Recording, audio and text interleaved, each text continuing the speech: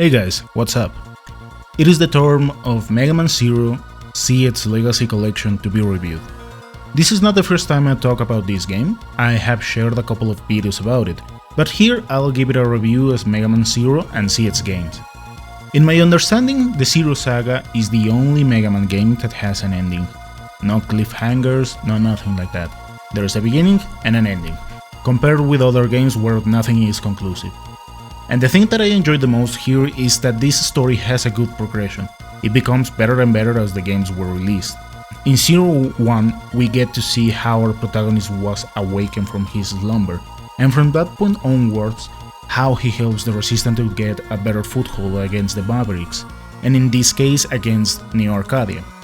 At first, it's more about getting to know what is the state of affairs, but later they focus much more into who is Zero in this game, and the events after it.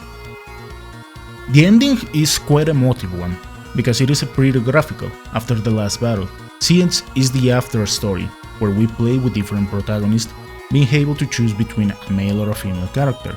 In the first game, as a transporter who is able to resonate with the biometals. Here, Zero, Norets are alive, even the 4 Guardians. On the other hand, they have these little things called biometals. And in Advent, the standard game shows the story of a Reploid kid after Zed's events. The difference in Zed's games is that there are some cinematics to tell the story, and in Advent there's voice acting. Some people say it is a bit on the awkward side, but that is basically the Mega Man spirit, in case you haven't seen the anime or stuff like that. Just talking about the story, I will give them a 9 and an 8. Zero games have a really solid story, and Zed's is not that bad, but as usual there's another cliffhanger. And it has been so many years since these games were launched, that I doubt they are going to continue the story. Due to Capcom unreasonable timings, now the company that worked on these games decided to make their own. For the gameplay, I could say that these games were simplified in a cool way. There are just 4 elements: neutral, fire, ice and electric. And the classic Mega Man formula, where you are able to use the walls in creative ways to progress. In the first Zero games, there's a mechanic where as you use some weapons you already learn skills, such as charging your weapons and stuff like that. In Zed's, there are biometals. You can use them to transform and get different abilities. And in Advent, you can literally transform into the bosses you fight. In my humble opinion, the level designs are a lot of fun.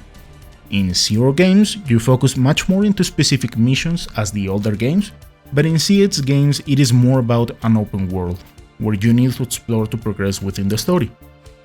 On this end, I'll say that it is an 8.5 in both games.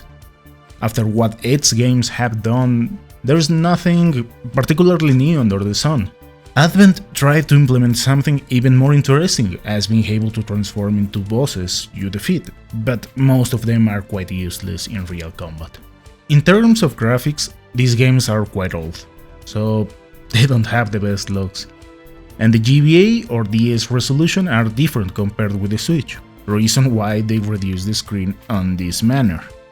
Zed's games were launched for the DS, but having a mini screen on the side is not that comfortable, to be honest. Most of the time I didn't really pay attention to it. However, as you can play this game in handheld or in a screen, it is good.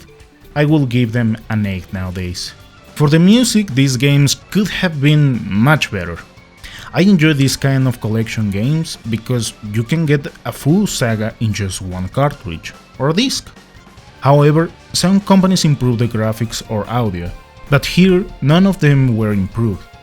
There is a cool soundtrack for Zed's and Advent out there. Seriously, if you enjoy BGMs, just look for Zed's tunes. Something like that, even if it is in one game, that would have been amazing. The original tracks are not bad, but I will just listen to a couple of them on a daily basis. Personally, I enjoyed Zed's OST a bit more, so based on this, I will say it is a 7 and an 8. Summarizing both games, they have 8.1. They are pretty entertaining, and depending how much you like to min-max stuff, you can play over 50-100 hours. acquiring all the collectibles, ranks, medals, and stuff like that. Thank you for watching, and I'll see you next time.